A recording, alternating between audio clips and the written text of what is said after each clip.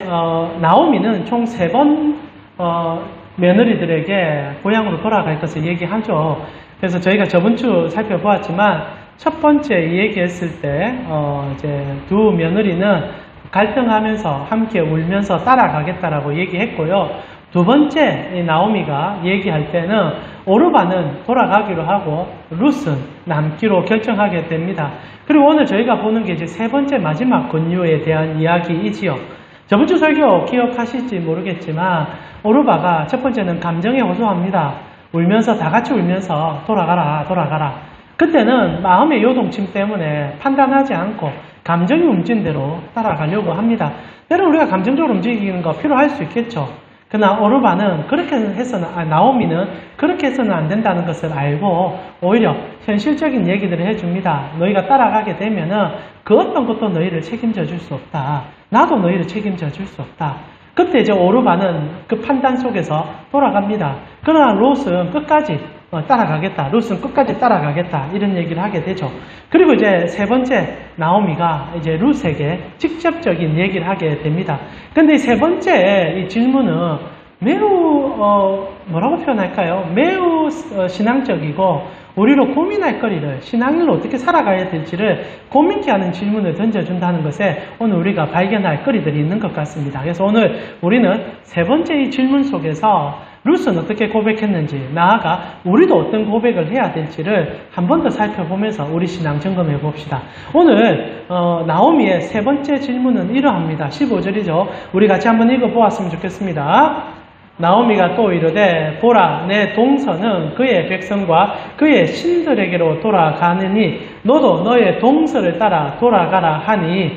자, 오늘 나오미가 두 가지를 룻에게 물어보게 됩니다. 실제로 큰 의도를 하지는 않은 것 같아요. 그러나 애달픔 속에서 조금 더 이제 정확한 현실적인 얘기를 해주는데 두 가지 얘기를 하는데, 첫 번째는 각자가 믿는 신이 다르니까 너 좀 남아있으라. 너와 내가 믿는 신이 다르기 때문에 가서 네가 거기에 대한 그 어려움을 견딜 수가 없다라고 얘기를 하게 됩니다. 그리고 두 번째로 또래 집단인 동서, 즉 오르바가 돌아가지 않았느냐. 그러니 너도 따라서 돌아가라 라는 얘기를 하게 되는 거죠. 두 가지 얘기를 던집니다. 신이 다르기 때문에. 그리고 동서가 돌아갔으니 너도 한 번쯤 고민해보라 라는 얘기를 하는 거죠. 어떻게 보면 큰 질문이 아닌 것 같지만 실제로 이 두 가지 질문은 성도의 세계관에 대한 구체적인 질문이고, 우리가 주님을 따를 때 어떤 가치로 따라야 되는지 질문을 하고 있다는 거죠. 먼저 나오미는 의도하진 않았겠지만 이 룻에게 오르바, 즉 동서의 따라감을 강조하고 있다는 겁니다. 즉 동서가 떠났을 때는 그만한 이유가 있지 않았겠느냐. 그러니 너도 따라가라 라는 얘기를 하는 거죠. 실제로 이 말을 조금 더 풀어보면 이렇게 얘기해도 괜찮을 것 같아요. 너와 같은 처지인 동서도 돌아가지 않았느냐. 그렇다면 너도 돌아가야 할 이유가 있지 않겠니? 실제로 이 얘기는 우리가 신앙생활을 하면서도 가장 큰 유혹 가운데 던져질 수 있는 자극적인 질문입니다. 질문 자체가 그렇게 느껴지지 않을 것 같기도 하지만은 오늘 이 나오미는 동서라는 표현, 그리고 따라가야 된다는 표현, 즉 이 또래 문화에 대하여 이야기하면서 서로가 서로를 비교하는 과정 속에 너는 어떤 입장인지를 묻고 있는, 어떻게 보면 절대적 가치가 아닌 상대적 가치 가운데 너가 판단을 내려줬으면 좋겠다라는 얘기를 하고 있죠. 실제로 우리가 세상을 살아갈 때 우리 삶의 질의 변화는 절대적인 가치가 아닙니다. 대부분 상대적인 비교, 특별히 또래 문화 속의 비교를 통하여 우리 자신의 정체성이 판단되어집니다. 오늘날도 사실 또래 문화를 묶는 것은 우리에게 익숙한 표현 아닙니까? 아마 우리 정강아 집사님 외에 우리 이제 작년 성도들은 다 X세대였을 겁니다. 우리 신집사님 X세대였습니까? 우리 신집사님 혹시나 밀레니엄 시대인가요? 정확히 잘 모르겠습니다. 60년대부터 70년대까지가 X세대고요. 80년대 넘어가면 이제 밀레니엄 세대라 부르니까 아마 신집사님과 신집사님은 밀레니엄 세대일 가능성이 높습니다. 실제로 저는 X세대입니다. 그래서 아날로그에서 디지털로 전환되는 시점에 살았던 세대로서 굉장히 혼란스러웠고 자기를 거침없이 표현했던 시대였었죠. 그래서 같은 X세대라 부를 수 있는 비슷한 동질감을 가지고 있는 세대였었죠. 그리고 그 다음 세대를 아까 말씀드렸듯이 밀레니엄 세대, 그리고 그 다음은 Z세대라 부르고요. 오늘날은 MZ세대가 주를 이루고 대세를 이루고 있습니다. 그리고 실제로 우리 아이들, 2010년 이후에 태어난 아이들은 알파 세대라 부른다 합니다. 알파 세대 좀 처음 들어봤는데, 이 인공지능과 최신 기술에 범벅이 된 세대, 그래서 핸드폰과 자기 몸이 일체화된 시대, 이걸 이제 알파 세대라 부릅니다. 세대라고 칭하는 표현들이 다 있다라는 말이죠. 그리고 세대는 각자 공유하는 생각들이 있습니다. 근데 이게 참 무섭다라는 거죠. 실제로 같이 공유하는 세대들이기 때문에 같은 모습 속에서 누군가 더 나아진다든지 조금 더 떨어지며 그것에 견디지 못하는 것이 우리의 감정이라는 겁니다. 오르바 같은 경우에 룩과 큰 나이 차이가 없었을 겁니다. 또래 문화라는 거죠. 그리고 그 또래 문화 가운데는 서로 비교하면서 여러 가지 가운데 살아감을 경험했을 겁니다. 그러다 보면 오르바와 룻은 끊임없이 다투기도 하고 또 동진감을 느끼면서 그 가정 안에서 생활했겠죠. 그런데 그런 오르바가 돌아갔단 말입니다. 그리고 그에게 돌아갈 때는 그만한 가치가 있고 그 좋음이 있었다라는 얘기를 이 룻에게 해주고 있는 나오미를 보게 된다는 거죠. 즉 룻은 나오미는 원하고 얘기한 건 아닌 것 같습니다. 그러나 룻에게는 큰 비교거리를 던져주는 거죠. 나오미가 돌아가는 이유, 그리고 나오미가 오르바가 선택한 것에 대하여 그 좋음에 대한 그 가치. 실제로 만약에 이 룻이 나오미를 바라보면서 단 한 번이라도 오르바, 자꾸 제가 말이 좀 헷갈립니다. 오르바가 단 한 번이라도 선택에 오름이 있었다라는 생각을 했다라면 그는 정말 엄청난 갈등에 휩싸였을 것입니다. 그리고 나중에 이스라엘로 갔을 때도 그것은 그에게 덫이 되어서 그때 내가 왜 그런 선택을 했을까? 내가 왜 그때 오르바를 따라가지 않았을까라는 생각을 하게 되었을 것 같다는 생각이 든다는 겁니다. 실제로 아까도 계속 같은 말을 반복하지만 여러분, 우리가 왜 행복하고 우리가 왜 절망에 빠집니까? 대부분 비교 때문입니다. 한번 제가 말씀을 드렸지만은 우리에게 상대적 비교를 언제나 제시하는 이 현실적인 문화들은 우리가 보는 것과 듣는 것으로 인하여 우리가 행복한지를 가늠하게 만듭니다. 제가 한번 자주 말씀드렸지만은 전 국민 97%가 행복하다고 말했던 부탄공화국 같은 경우에도 최근에 너무너무 비참한 삶을 영유하고 있고 절대가치 자체에서 119위까지 떨어지는 가장 불행한 국가로 전락해버렸습니다. 단 15년 사이에. 왜 그런 일이 생깁니까? 사람들이 평가하기를 결국 SNS 때문이다 라는 얘기를 하더라고요. 비교를 하기 시작했다는 겁니다. 부탄공화국 안에 서로가 살아갈 때 인터넷이 보급화되지 아니하고 너와 내가 보고 바라보는 세상 속에서는 큰 차이가 없었던 것 같습니다. 그리고 잘 살아도 어느 정도, 못 살아도 어느 정도, 그러다 보니까 서로 크게 불편함 없이 만족감이 있었는데 다음 세대가 SNS를 하기 시작하면서 전 세계 화려한 문화들을 보기 시작한 겁니다. 그리고 상대적 박탈감이 전체적인 박탈감이 되었고 스스로 무너지는 일들이 생겨버렸다는 거죠. 실제로 또래 문화의 이 비교의식은 오늘날 우리 사회 가운데 가장 큰 절망으로 끌어가는 힘이 되고 있다는 사실입니다. 여러분 SNS 하고 계십니까? 저는 SNS를 이제 완전히 끊어버렸습니다. 끊어버린 이유 중에 하나는 SNS에 적극적인 효능이나 좋은 모습이 분명히 있습니다.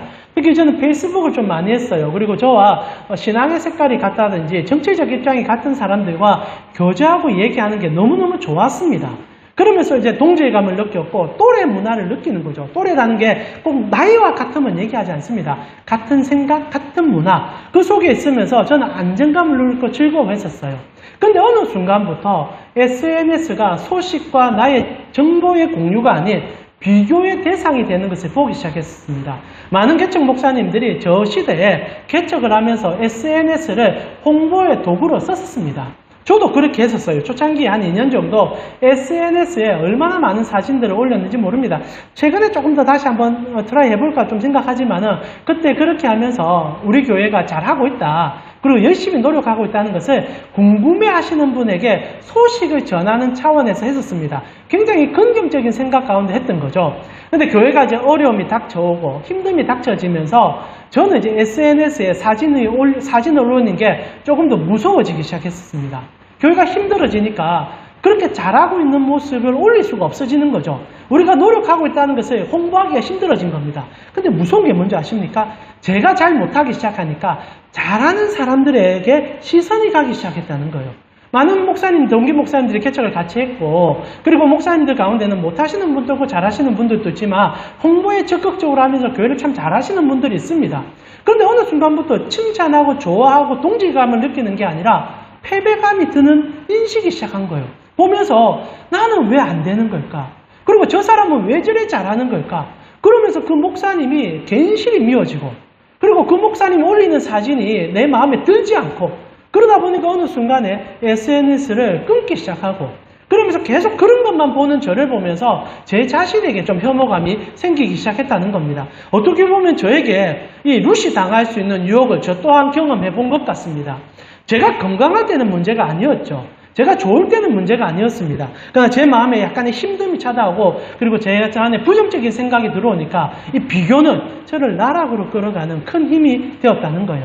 오늘날 제가 SNS 살펴볼 때 적극적으로 활용하고 좋은 방향으로 쓰면 문제가 안 되지만, 특히 젊은 세대들은 좋음을 계속 과장하여 포장하여 보여줍니다.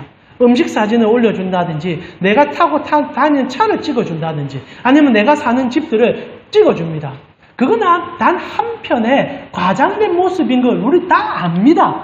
그런데도 여러분의 마음, 우리의 마음에 어떤 생각이 듭니까? 나는 왜 저래 못 사는 걸까? 나는 왜 저런 환경에 들어가지 못하는 걸까? 그러면서 과도한 소비가 일어나고 과도한 문제점이 일어나면서 오늘날 인터넷이 보급화되면서 사람들의 절대적인 행복 수치는 갈수록 저하되고 있는 것이 현실인 것 같습니다. 놀랍게도요, 오늘 루시 아무 생각 없이 던졌던 말 같지만은 이 얘기는 정말 자극적이고 오르바라는 대상 하나를 지칭이 있기 때문에 따라가야 된다는 말 한마디 때문에 비교를 할 수밖에 없게 만드는 이야기였다라는 사실이죠.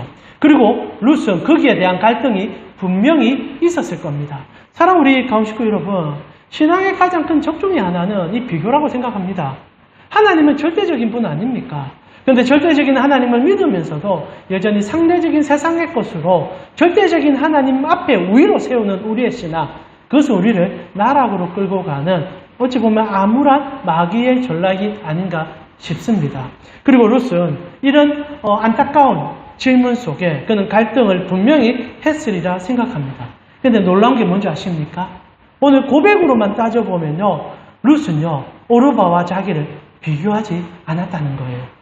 그 어떤 비교도 그에게는 자극이 되지 않았다는 겁니다. 그건 우리가 다음에 한 번 더 풀어볼 겁니다. 이 이후의 내용. 그래서 첫 번째, 실제로는 문장상으로는 두 번째 질문이지만 룻에게는 이 나오미가 던진 오르바의 비교는 큰 유혹거리가 되지 않았었죠. 그러자 더 굵직한 질문이 이 룻에게 던져지게 됩니다. 그것은 믿는 신의 가치였다라는 거죠. 나오미는 두 번째 권유를 그에게 던지게 되죠. 이 룻에게 던지게 됩니다.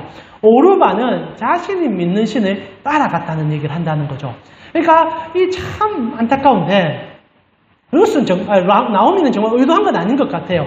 그런데 이렇게 던져지는 말은 어떻게 보면 룻 자체의 신앙 자체를, 아니면 룻이 살아가는 삶의 방향을 한 번쯤은 깊이 곱씹을 수밖에 없고, 그리고 정말 제가 무엇을 쫓고 있는지를 갈등하게 만드는 그런 도전적인 질문인 것은 분명했다는 겁니다.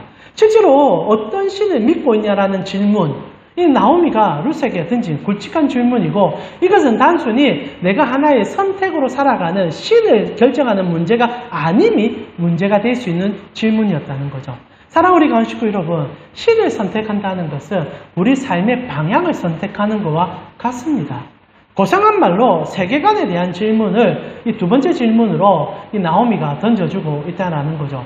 신을 선택한다. 그냥 신을 다양한 초이스를 선택한다는 게 아니라 내가 추구하고 내가 생각하는 방향이 그 신을 통하여 투사되기 때문에 내가 그 신을 섬긴다는 것은 내 삶을 그런 식으로 살아가기를 결정합니다라는 얘기와 같다라는 거죠. 이렇게 볼 때 오르바가 선택한 것은 삶의 방향이 아니었습니다. 그는 신을 선택한 거예요. 그리고 나오미는 그것을 분명하게 파악하고 있었습니다. 그래서 오르바는 모압을 선택한 게 아니라 그 세상의 신, 그 모압의 신을 선택했다라고 오늘 나오미가 얘기하죠. 당시 모압은 여러 신들을 섬기고 있었습니다. 그러기에 그 중에 대표 신은 그모스란 신이었고 그 하위 신으로 바알과 아세라가 존재하고 있었습니다. 여러분 바알과 아세라는 많이 들어보셨을 것 같아요. 가나안의 주신 아닙니까? 그래서 실제로 가나안의 주신인 바알과 아세라도 당연히 섬겼겠지만 이 모압이란 땅은요 독특하게 이 그모스란 신을 더 사랑하고 거의 주신으로 섬겼던 지역입니다. 근데 이 그모스란 신이 정말 잔인한 신입니다. 여러분 그모스라는 신을 한번 좀 들어보셨습니까? 구약 성경에 많이는 등장하지 않지만 간혹 등장하는 신인데 이 신은 인신 제사를 받아들였던 신입니다. 바알은 그 정도는 아니거든요. 바알은 성적 행위를 주장하는 이 간음의 신이었다며 이 그모스라는 신은요 말 그대로 인간 재물을 받아들이므로 그 재물을 통하여 답을 해주는 신이었습니다. 그러니까 모압의 정체성이라는 것은 모압의 세계관은 인신제사를 허락하여 신의 응답을 받아내는 세상이었다라는 거죠. 실제로 그모스라는 신이 인신제사를 받아들인 이유는 총 여러 가지 이유가 있겠지만 세 가지 목적에서 인신제사를 바쳤다라고 얘기합니다. 첫 번째는요, 신의 분노를 달래기 위해서 이 그모스에게 인신제사, 사람을 잡아서 죽여서 드리는 경우가 있었죠. 이 신의 분노라는 것은 단순합니다. 오늘같이 폭염이 임하여서 장기간 비가 오지 않는다. 가뭄이 임한다. 신의 진노라고 생각했죠. 홍수가 임했다. 신의 진노라고 생각합니다. 그러면 대부분 국가들은 그것을 제하기 위해서 인신제사를 드립니다. 우리나라도 인신제사 바쳤어요. 여러분 언제 그 얘기가 나옵니까? 잘 알다시피 여러분 심청전에 나오지 않습니까? 용왕신의 그 불안함을 잠재우기 위해서 이제 심청이를 물에 바치려고 하지 않습니까? 그러니까 고대시대에 어느 나라든 상관없이 그모스는 존재하고 있었어요. 그러나 대부분 인신제사는 하이신들입니다. 크게 부각을 못 냈대요. 왜냐하면 사람의 존엄성이 있으니까. 그러나 극단적이고 힘들 때는 사람의 생명, 가장 중요한 가치를 바침으로 신의 분노를 잠재우려고 했던 것은 인간 안에 있는 내면적인 추감이었다라는 사실이죠. 나아가 이 인신제사는 전쟁 가운데도 바쳐집니다. 그건 구약에 특히 역사서에도 종종 등장합니다. 전쟁에 지고 있을 때 그리고 패하고 있을 때 인신제사를 바침을 통하여 신에게 강력한 기원함을 드려 전쟁의 승패를 바꾸어 달라고 사람을 바치죠. 그 중에 가장 귀한 인신제사는 자기의 아들입니다. 아들을 바칠 경우에 확실하게 신이 응답하리라 믿는 일이 있었죠.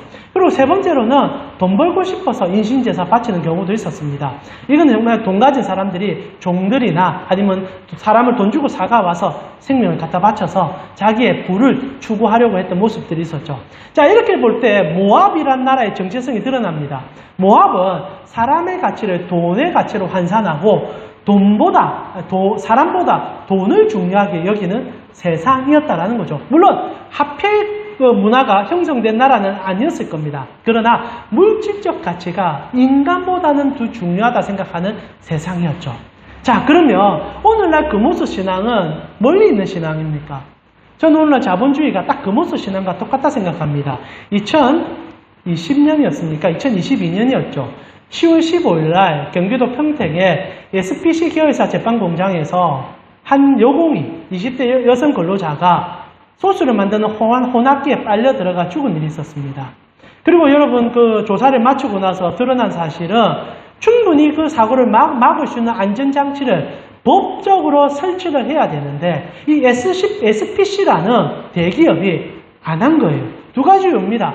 효율을 빨리 하고 그리고 돈을 절약하기 위해서 사람보다 돈이 중요했던 겁니다. SPC 그룹에게는, 대기업에게는.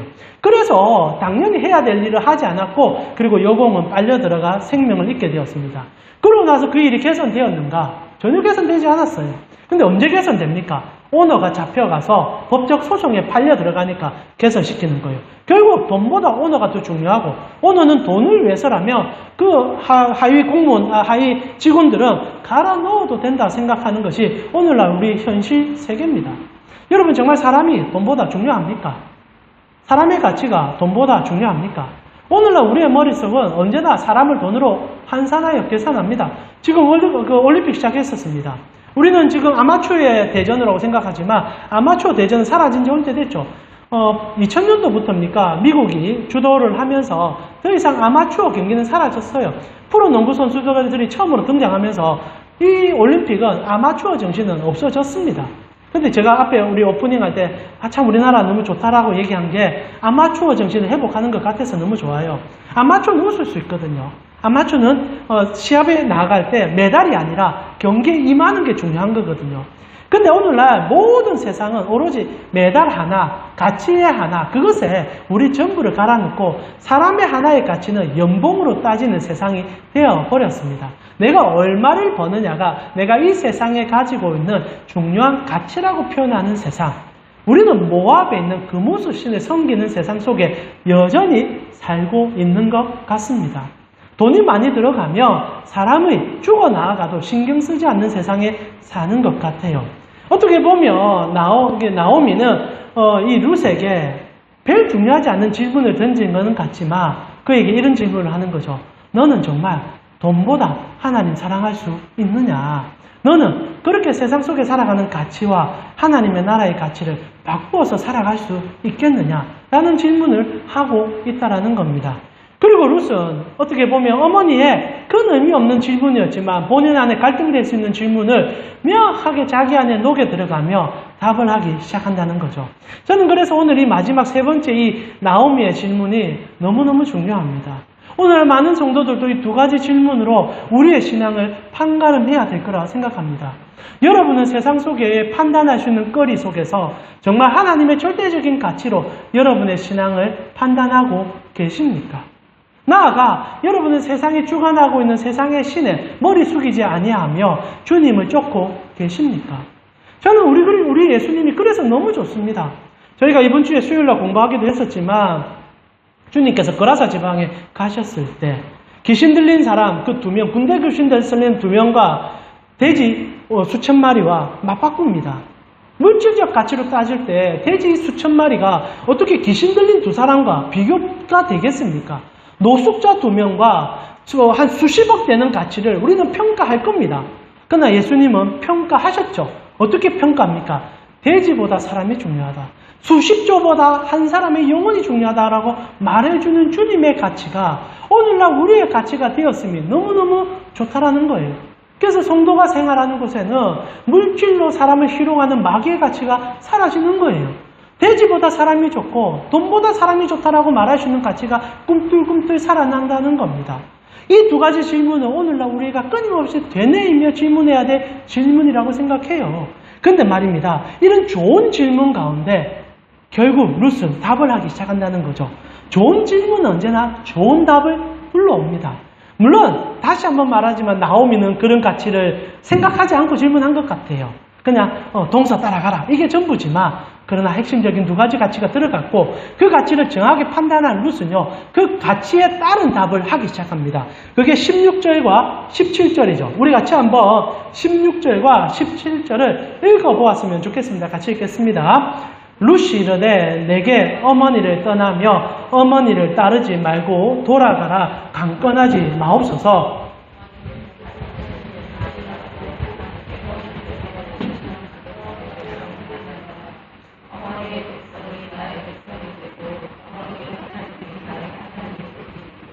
아멘. 죄송합니다. 계속 읽어주시면 됩니다. 예.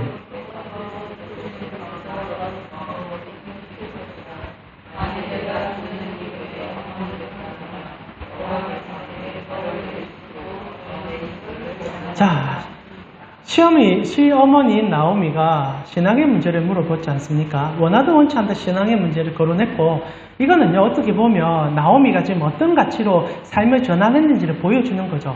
사람은 생각한 대로 말합니다. 지금 나오미의 머릿속에는 여호와가 꽉 차 있는 거예요. 그러니까 지금 신의 문제를 거론하죠. 이전에 그렇게 잘 안 했을 겁니다. 그리고 참 감사하게도 하나님에 대한 질문이 하나님을 향한 답으로 유도되고 있다는 거죠. 이거는요, 우리가 조금 더 본문적으로 들어가기 전에 우리의 신앙의 중요한 가치라고 생각합니다. 여러분은 삶을 살아가시면서 하나님으로 질문하며 하나님으로 답을 물어보는 삶의 여정들을 얼마나 갖고 계십니까? 실제로 저희 가온교회도 개척하고 긴 시간 다녀오면서 이 문제로 끊임없이 씨름하다가 큰 어려운 가운데 이 가치를 어느 정도 포기한 적이 있었습니다. 여러분, 교회가 코로나 이후로, 아마 제 생각에 코로나 이후로 한국 교회에 가장 큰 데미지를 준 것은 하나님으로 나눴던 시간들이 이젠 더 이상 그 가치로 전달되지 않았다는 거죠. 온라인으로 예배드리는 순간부터 우리는 하나님으로 고민하지 않게 되었습니다. 그냥 시청각 교육 자료를 보듯이 보고 나서 집에서 끄고 나면 더 어떤 질문, 어떤 생각도 하지 않는 거죠.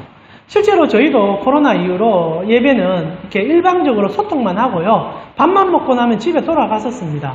한 번도 하나님으로 서로 얘기할 거리도 없고 그런 질문도 안 하고 있었죠. 근데 참 감사하게 올해 들어서 또 우리 물론 김홍경 집사님께서 화두를 좀 던져주신 부분이 있지만 지금 우리가 마치고 나서 하는 3가지 질문, 그것을 우리가 지금 나눔을 하고 있습니다. 그리고 3가지는 다 동일하게 오늘 나오미가 룻에게 한 질문과 동일한 거죠.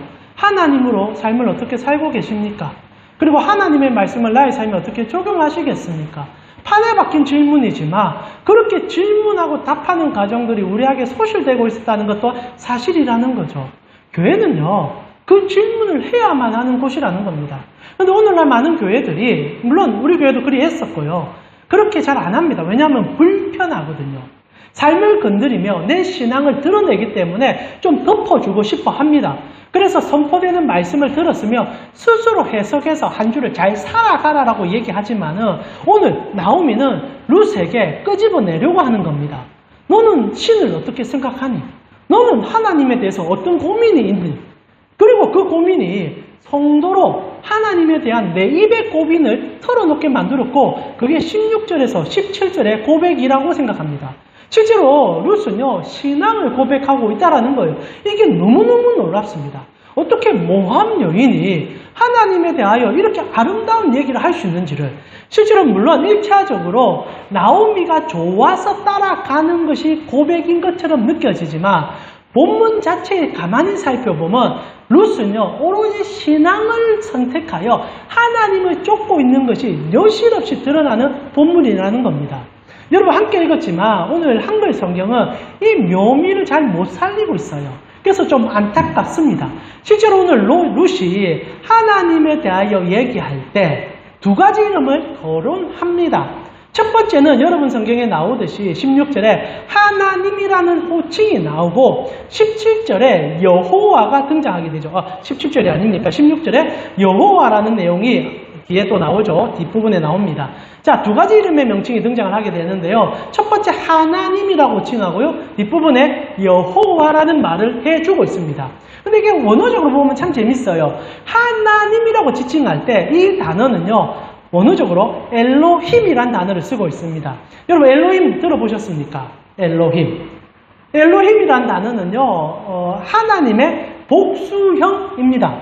엘로힘. 그래서 구약 성경에 보면 엘로힘이라는 단어가 참 많이 등장하는데요. 근데 다신을 설명하는 단어는 아니다라는 거죠. 지금 이 나오미도 그렇고 이렇게 룻도 그렇고 하나님이라고 같이 표현하는 말을 다 엘로힘이라고 쓰고 있는데요.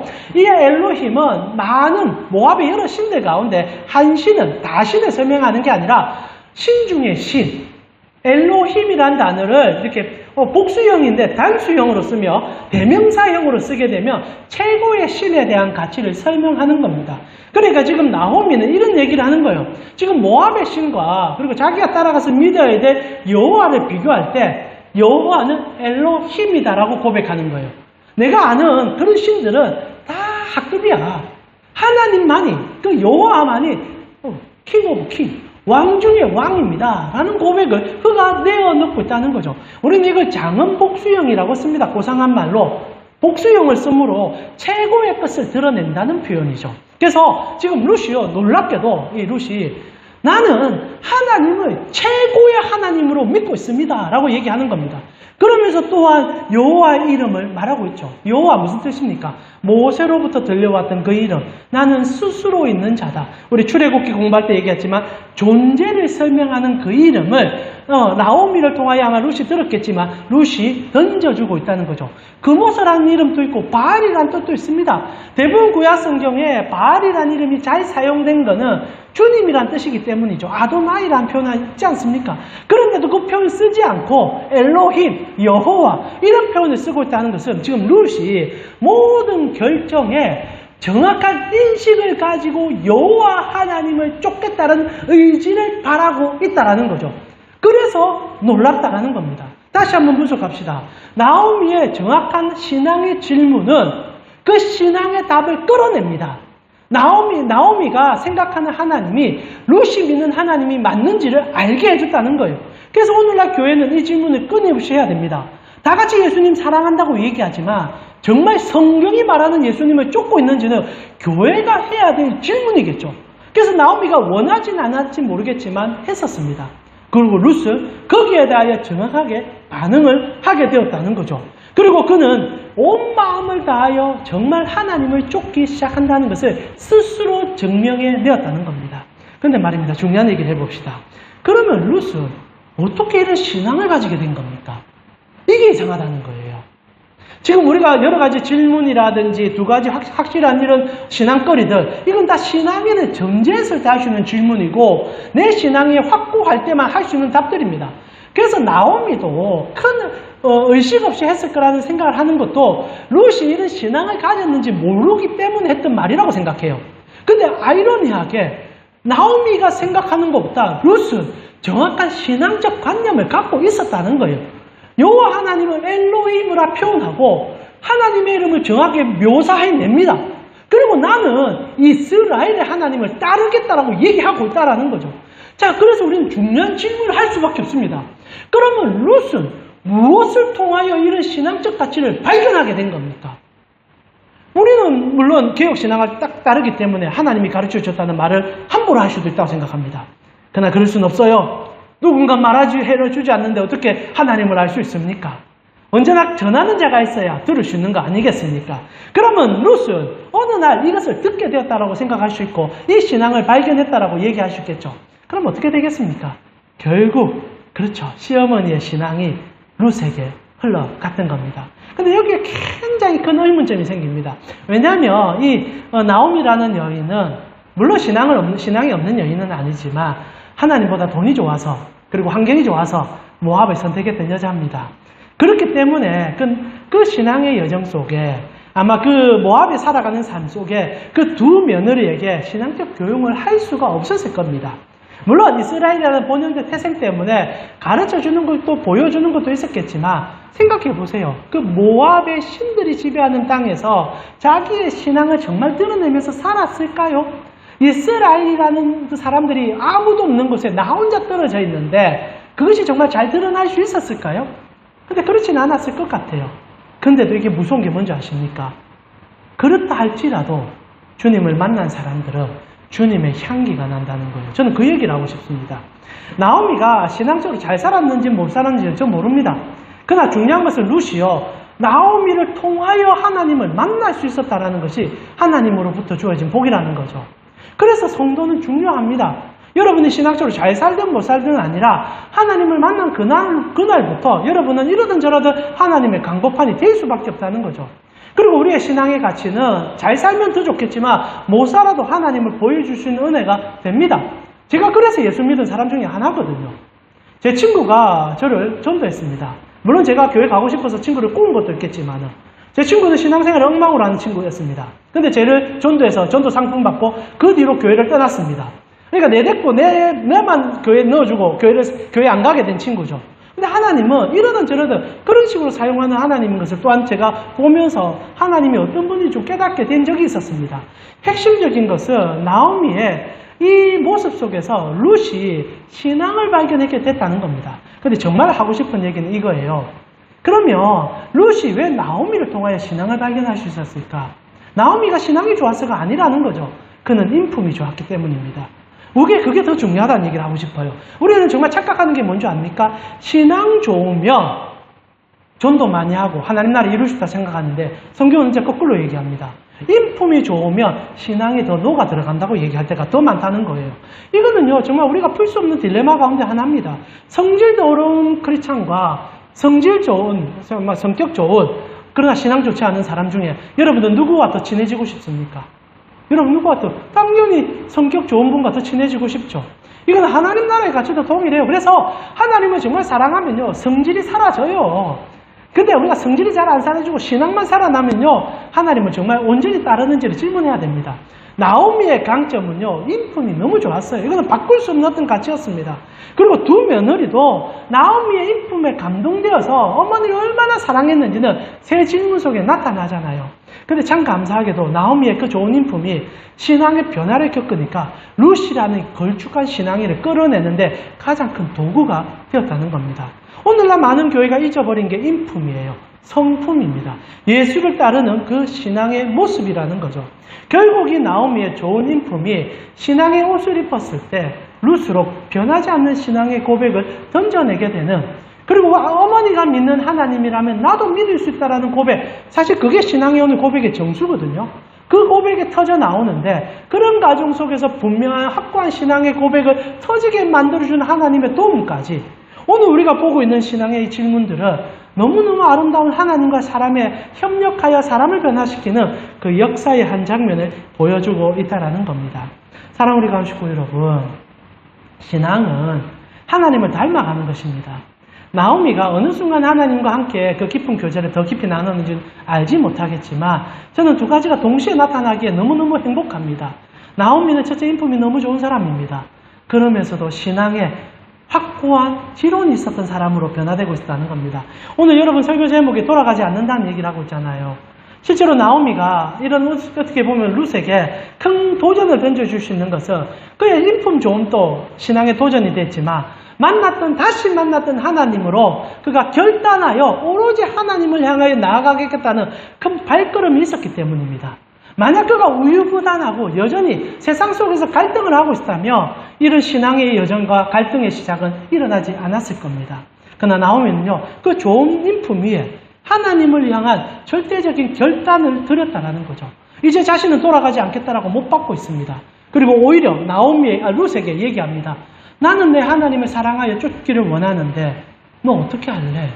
나는 지금 하나님 찾아가는 거야. 그리고 다시 한번 말합니다. 신앙으로 확고한 답을 얻은 자들이 던지는 질문은 또 다른 신앙의 답을 가져온다라는 거죠. 여러분, 우리는 이 질문을 피해서는 안 된다고 생각합니다. 오히려 여러분이 세상 속에서 하나님으로 갈등하는 것을 보여준다는 것이 세상 사람들에게는 하나님으로 고민할 거리를 던져주게 된다는 사실을 알아주었으면 좋겠습니다. 세상이 하나님에 대해서 알고 싶어 합니다. 그때 내가 하나님으로 실험하고 있는 사람인 것을 보여줘야죠. 그리고 내가 세상 속에서 갈등하는 것이 하나님 때문인 것을 알려줘야죠. 그때 우리는 알고 있듯이 신앙의 하나님의 뿌리내김이 그 갈등 속에서 시작되기 시작한다는 거죠. 오늘날 좋은 많은 신앙인들이 물에 물 탄 듯 술에 술 탄 듯 신앙생활을 합니다. 그냥 내가 바로만 살면은 하나님을 전달시키고 하나님의 나타나심이 있으리라 생각합니다. 그럴 수도 있을 것입니다. 그러나 그렇진 않아요. 두 개는 함께 가야 됩니다. 첫 번째는 좋은 인품을 소유하셔야 합니다. 그는 변하지 않는 거예요. 이걸 자꾸 우리가 너무 간과합니다. 예수 믿고 천국 간다는 게 전부가 아니에요. 우리의 신앙적 목적은 하나님을 닮아가는 데 있습니다. 그러나 더 중요한 것은 닮아간다는 것은 하나님으로 실험한다는 겁니다. 실험한다는 것은 드러냄이죠. 나오미가 오늘 실험하다 보니 룻에게 실험하는 흔적을 드러냅니다. 오로바 봐라. 신을 선택해서 갔잖아. 모압을 선택했다고 얘기 안 합니다. 그러니까 룻도 그렇죠 어머니. 그렇게 신을 선택해서 갔으니 나도 신을 선택해서 가려고 합니다. 나는 엘로힘 여호와를 선택할 겁니다. 어머니 하나님 나 너무 좋습니다. 가겠습니다. 오늘날 우리 교회가 잃어버린 야성이 아닌가 싶습니다. 말씀 마무리하겠습니다. 오늘 우리의 신앙도 어떻게 보면 이 두 여인의 질문과 답을 찾고 있는지를 질문하게 됩니다. 여러분 오늘 우리가 함께 예배드립니다.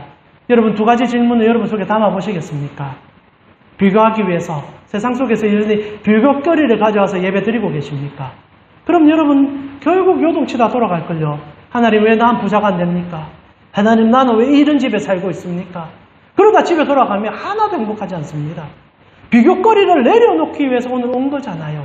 그러면서 우리는 어떤 신을 쫓고 있는지를 이 질문 가운데 분명하게 해야 됩니다. 첫 번째 비교에 대한 답을 찾고 나며 내가 사랑하는 하나님이 성경의 하나님인지를 묻기 시작합니다. 성경의 하나님은요, 성경에서 말하는 하나님은요, 우리에게 우상을 버려라고 말하는 하나님입니다. 우리가 추구하는 삶의 방향을 전환하라고 말하는 하나님인 것을 깨닫게 됩니다. 그리고 두 가지 질문에 답을 찾은 성도는요, 세상 속에서 주님을 닮아 변화된 인격 속에서 그 변화된 질문을 하는 사람이 되어진다는 거예요. 변화된 질문을 던지는 인생이 되어버린다는 겁니다. 많은 사람들이 세상에 가짜 신을 쫓고 있을 때 진짜 신을 쫓음을 통하여 웃을 수 있는 사람을 보며 질문할 수밖에 없을 것입니다. 루시 그리하듯. 그때 우리가 당당하게 하나님을 향하여 말할 수 있죠. 너가 예수 믿어라가 아니에요. 나는 예수 믿으니 이리도 행복하다라는 답을 던져줍니다. 그때 여러분, 이제 그 사람은 어떤 선택을 하겠습니까? 그건 우리가 알 수 없는 것이겠죠. 그러나 정말 부탁드리고 싶은 것은 이 두 가지 질문으로 실험하여 그 질문에 대한 답으로 세상 속에 흔적을 남겨감으로 예수 그리스도와 살아내는 여러분이 될 때 하나님의 영광을 충분히 맛볼 수 있으리라 생각합니다.